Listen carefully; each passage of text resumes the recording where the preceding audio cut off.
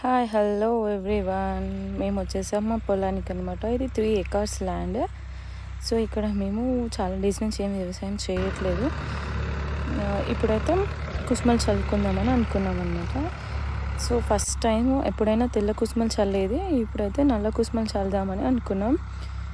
So దానికోసం మా husband మొత్తం దున్నుతున్నాడు. ఫస్ట్ ఈక్వల్ పార్ట్స్గా డివైడ్ చేస్తున్నాడు చల్లడానికి.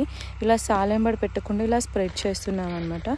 సో ఇక్కడ మా మామయ్య ప్యాకెట్ ఓపెన్ చేస్తున్నాడు. చూడండి నల్ల కుసుమలు, వాటికి కెమికల్ కూడా రోజీ ఉందన్నమాట.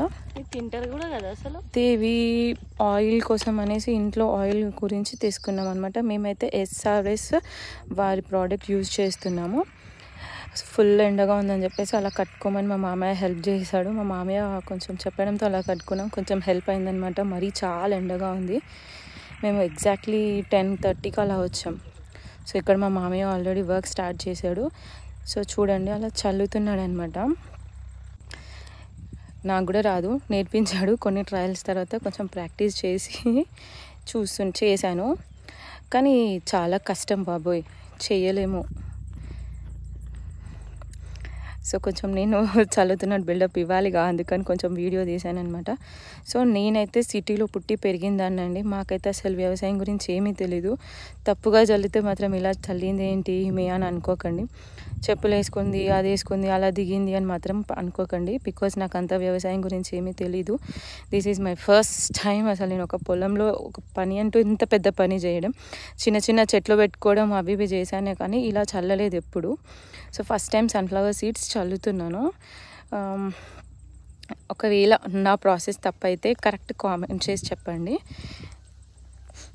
ఇంకా చూడండి ఎంత ఎండగా ఉందంటే భరించలేనంత ఎండ.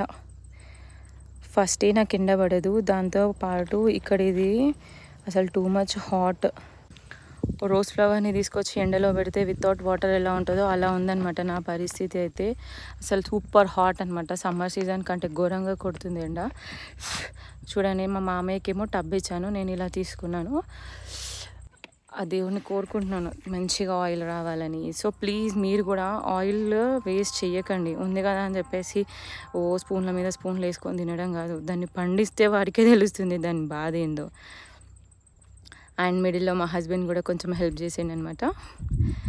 Bye for now. Please subscribe, comment and like. Thank you everyone. Bye.